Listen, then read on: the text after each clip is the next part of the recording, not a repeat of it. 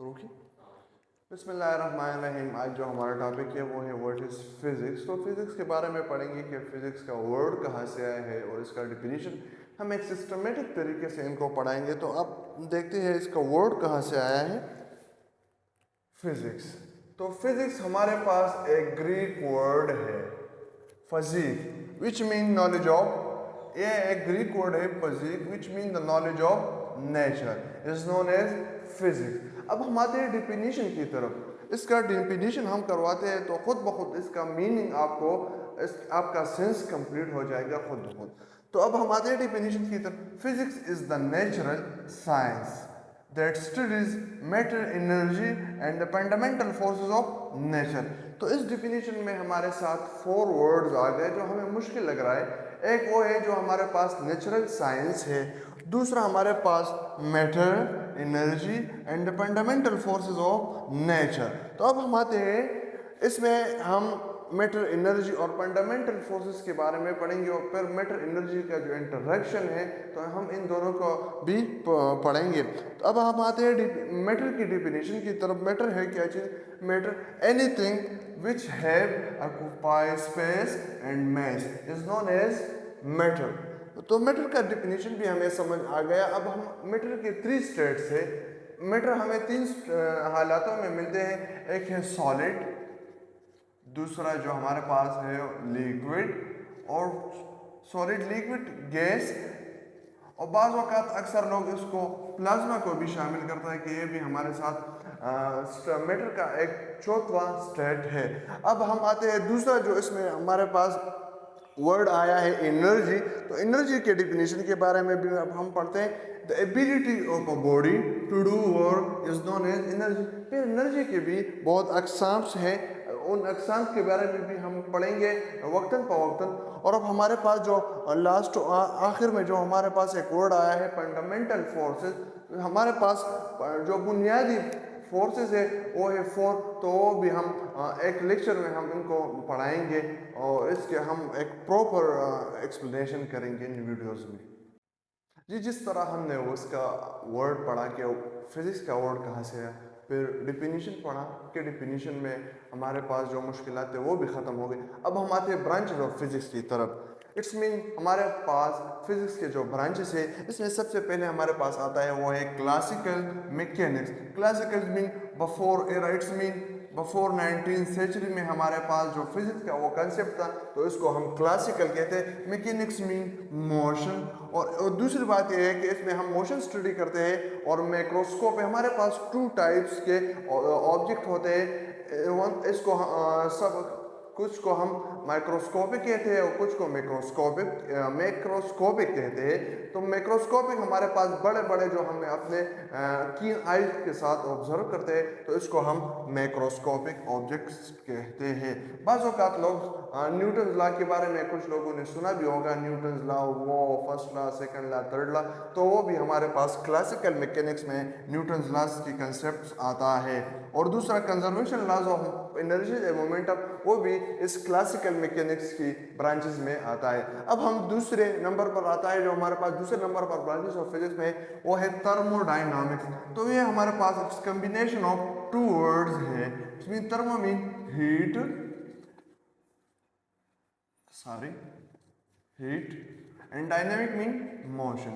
तो इसमें भी हम मोशन के जो मोशन स्टडी करवाते हैं हीट्स के जो पार्टिकल्स है, it's mean laws of thermodynamics इसमें हम पढ़ते हैं। और दूसरा इसमें जो हमारे पास statistical behaviour of a system वो भी हम इसमें स्टडी करते हैं। अब हमारे पास तीसरे नंबर पर ब्रांचेस ऑफ फिजिक्स में आता है वो है इलेक्ट्रोमैग्नेटिज्म। ये भी हमारे पास 2 वर्ड्स हैं, one of called electro, another one is magnetism. तो हमारे पास इसमें इलेक्ट्रिसिटी एंड मैग्नेटिज्म का जो स्टडी आता है वो 3rd number branches of physics में आता है। इसको हम इलेक्ट्रोमैग्नेटिज्म भी कहते हैं। तो इसमें हमारे पास basically Maxwell equation, there are 4 Maxwell equation. So इसमें हम वो स्टडी करवाते हैं। वो मैक्सवेल इक्वेशन भी हम करवाएंगे। यहाँ पर हमने जस्ट वो सिर्फ टच दिया है ताकि आपको आसानी से इसमें वो क्लैरिफाइड हो जाए, इसमें आपको क्लियर हो जाए कि ये न्यूटन्स लॉ किस में आता है, थर्मोडायनामिक्स लॉ कहाँ पर आता है, मैक्सवेल इक्वेशन कहाँ। तो इस वजह से हमने इसको सिर्फ ज़रा सा थोड़ा सा टच किया। जी जनाब, अब हम आते हैं चौथे नंबर पर हमारे पास ब्रांचेस ऑफ फिजिक्स में आता है, वो है क्वांटम मैकेनिक्स। इट्स मीन इसको हम एडवांस मैकेनिक्स भी कहलाते हैं, इसको हम एडवांस फिजिक्स भी कहते हैं, क्योंकि हमारे पास इसमें पहले नंबर पर जो प्रॉब्लम क्वांटम मैकेनिक्स से आ गया कि उसमें हमारे पास फेलियर हो गई क्लासिकल मैकेनिक्स की, और इसमें हम behaviour of particle on very small scale पर हम स्टडी करते हैं इस क्वांटम मैकेनिक्स में। इसमें हमारे पास अनसर्टेनिटी प्रिंसिपल, वेव पार्टिकल डुबिलिटी, इसमें ये सब कुछ इस ब्रांच में आता है। अब दूसरे हमारे पास जो 5वें नंबर पर रिलेटिविटी है, तो ये भी ब्रांच ऑफ फिजिक्स का एक इट्स मीन एडवांस ब्रांच है। इसमें हमारे पास रिलेटिव स्टडी करते हैं हम इसमें। तो हमारे पास बेसिकली रिलेटिविटी में दो चीज़ें आती हैं, एक को हम स्पेसिफिक रिलेटिविटी कहते हैं और दूसरे को हम जनरल रिलेटिविटी। तो स्पेसिफिक रिलेटिविटी में हम एक बॉडी, एक ऑब्जेक्ट हमारे पास speed of light are comparable to speed of light के साथ चलता है, तो इसको हम स्पेसिफिक रिलेटिविटी कहते हैं। जनरल रिलेटिविटी में हमारे पास आते हैं which describe gravity of the curvature and space time is known as general relativity. इसके बारे में हम एक इंशाल्लाह हर एक चीज़ को हम वेल एक्सप्लेन करेंगे टाइम के साथ, क्योंकि यहाँ पर हमने जस्ट थोड़ा सा आपको वो क्लू दिया है, बाकी ये बहुत बड़े बड़े टॉपिक है। तो इंशाल्लाह हम टाइम के साथ इनको करवाएंगे और कोशिश करेंगे कि ऐसा कंसेप्ट आपको दे दे ताकि आपको इसमें जो एम्बिग्विटी आता है वो भी ख़त्म हो जाए इंशाल्लाह। जी, अब हम आते हैं हमारे पास 6 नंबर पर जो हमारे पास ब्रांचेस ऑफ फिजिक्स में है वो है ऑप्टिक्स। ऑप्टिक्स में हम wholly solely study of behaviour and properties of light, lights के बारे में हमारे पास जो कंसेप्ट है इसके बारे में हम पढ़ते हैं। यहाँ पर रिफ्लेक्शन, रिफ्रैक्शन, पोलराइजेशन, डायफ्रैक्शन, तो इसके बारे में हम मालूमात देंगे। Optics mean the study of light is known as optics. हमारे पास जो 7वें नंबर पर जो ब्रांचेस ऑफ फिजिक्स में आते हैं वो है न्यूक्लियर फिजिक्स। न्यूक्लियर फिजिक्स के बारे में हम एटॉमिक स्टडी करते हैं। Components and behaviour of atomic nuclei is known as nuclear physics. तो इसमें बेसिकली हम न्यूक्लियस इस सब चीज़ों की हम यहाँ पर न्यूक्लियर फिजिक्स में स्टडी करते हैं। तो इसमें हमारे पास बेसिक जो कंसेप्ट आते हैं वो है radioactivity, nuclear reaction and energy production. तो इसके बारे में हम न्यूक्लियर फिजिक्स में मालूमात देते हैं कि न्यूक्लियर फिजिक्स में भी हमारे पास ब्रांचेस ऑफ फिजिक्स में आता है। लेकिन बाज़ औक़ात इसका नाम हमने बहुत सुना होगा, क्योंकि हम एटॉमिक बम और इस चीज़ों को हम बहुत सुना हुआ है। तो बेसिकली इसके पीछे जो वर्क करता है वो न्यूक्लियर फिजिक्स का होता है, क्योंकि न्यूक्लियर फिजिक्स में वो सब इसके जो मालूमात है वो सब कुछ इसमें आता है।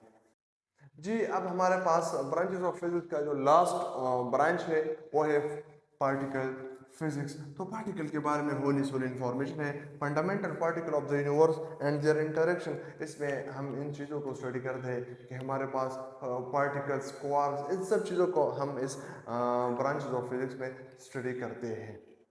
जी, जैसा कि हमने पहले फिजिक्स वर्ड एक्सप्लेन किया, फिर डिफिनीशन, फिर ब्रांचेस ऑफ फिजिक्स, लास्ट पे इस टॉपिक में हमारे पास जो आता है वो मेथड्स एंड टूल। हमारे पास कौन से मेथड फिजिक्स में यूज़ होता है और टूल्स क्या है, तो इसके बारे में हम एक शॉर्ट सा इंफॉर्मेशन आपको देते हैं। तो पहले हमारे पास आता है theoretical physics. It's mean holy soul. There is no experimental work in this theoretical physics.